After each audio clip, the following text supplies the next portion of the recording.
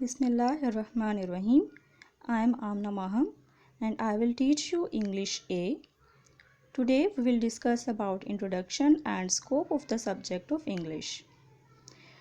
First of all, we will discuss about introduction and importance of the subject English.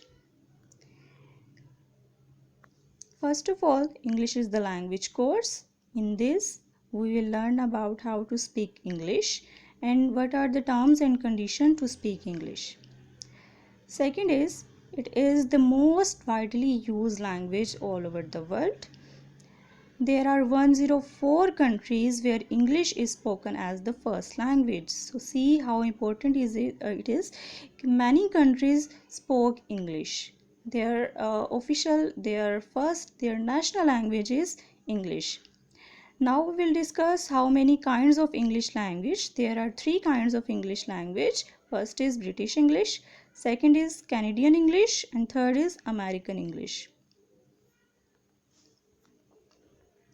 Now we will discuss about scope of subject of English. First is international language. English is an international language. Almost all over the world spoke English. Their national language is English. In our previous slide, we have discussed that 104 countries have their first language as English. Second is official language. Their official language is English almost all over the world. Many offices used English as their basic language, as their official language. You see and you have observed that your circulars, your diary, your syllabus, your course, almost so many things are written in English. So English is an official language. That mean that English is used in offices. Our third point is tool of communication. English is considered to be a tool of communication. Many people communicate with each other in English. As you see, in Pakistan there are 37 languages. So if we are living in Punjab, so we do not know the Sindhi, Balochi, or so many other languages, Pashto. So if we want to communicate, or see, if you have visited Dubai, their national language is Arabic. So you do not know Arabic language, so how you can communicate with them? By English. By speaking English, you can communicate with them. Right.